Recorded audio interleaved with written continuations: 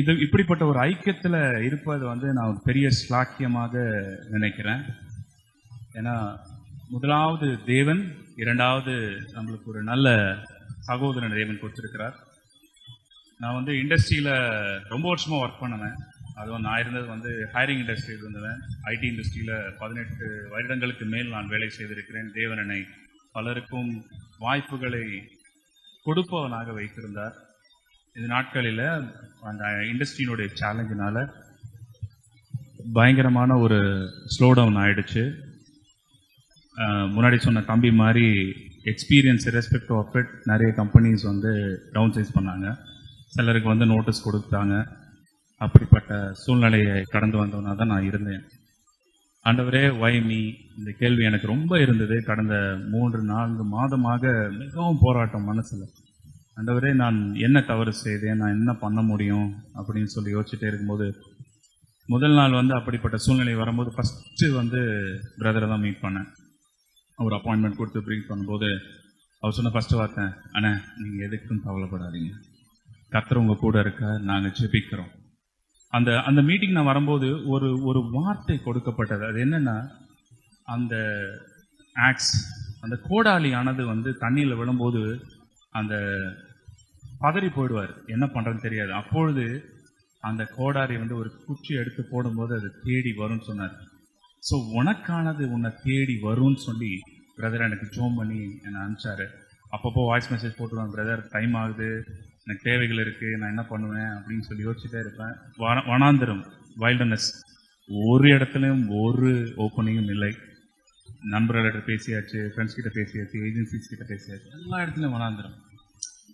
ஆண்டவரே நீர் எனக்கு எப்படியாவது ஒரு காரியத்தை செய்ய வேண்டும் என்று நான் பயங்கரமாக போராடி ஆண்டவர்கிட்ட கேட்டுகிட்டே இருந்தேன்.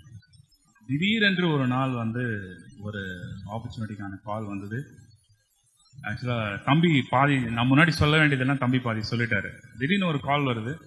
அதுக்கு வந்து நான் எந்த இண்டஸ்ட்ரிக்கும் இப்போ நான் பார்க்க போகிறதுக்கும் கம்ப்ளீட்டான வித்தியாசமான வேலை. அப்போ என்னை கூப்பிட்டாங்க. நான் அந்த பிஸ்னஸை மீட் பண்ணி ஒரு வாரம் ஆயிடுச்சு, ஒரு தகவலும் இல்லை. ஆண்டவரே இதுவும் இன்னொரு ஆப்பர்ச்சுனிட்டி மாதிரி தான் போல இருக்குது, ஒரு நியூஸும் இல்லையே அப்படின்னு. சரி நான் ஊருக்கெல்லாம் ரெடி ஆகிட்டேன். சரி போயிட்டு வருவோம், கொஞ்சம் வெளியாட்டு போயிட்டு வந்தால் கொஞ்சம் மன நிம்மதியாக இருக்கும்னு கிளம்ப ரெடி ஆகிட்டேன். மறுபடியும் கால் வருது, நீ வந்து சிஇஓ மீட் பண்ணணும். நான் போய் சிஇஓ மீட் பண்ணி வந்து தேவன் கருத்தை கொடுத்தா. ஃபஸ்ட்டு வந்து ரொம்ப டீட்டெயிலான டிஸ்கஷனாக இருந்தது. செகண்ட் வந்து ரொம்ப சாதாரணமாக இருந்தது. ஒரு சிஇஓ வந்து இப்படிப்பட்ட காரியத்தை கேட்பார் அப்படின்னு நினச்சிட்டு முடிஞ்சு ஒரு வாரம் ஆனது, ஒரு தகவலும் இல்லை. திடீரென்று தகவல் கிடைத்தது, உன்னை நாங்கள் எடுத்துக்கொள்கிறோம் and we are selecting you to come on board அப்படின்னு சொல்லிட்டாங்க. அப்போயும் எனக்கு ஒரு குழப்பம். ஆண்டவரே நான் சுயத்தில் செயல்படக்கூடாது, அதில் நீர் நடத்துங்க. அதுக்கு பேரலாக 2-3 ஆப்ஷன்ஸும் வந்தது. நான் குழம்பின நேரத்தில் கர்த்தர் தெளிவான காரியத்தை நடத்தினார். All other things which I was looking at எல்லாம் ஸ்லோ டவுன் ஆச்சு. இது மட்டும்தான் கரெக்டான ப்ரோக்ரஸ் ஆச்சு. கர்த்தருடைய கிருபையால் நான் சென்ற வாரம் போய் அந்த இடத்துல ஜாயின் பண்ண உதவி செய்தார்.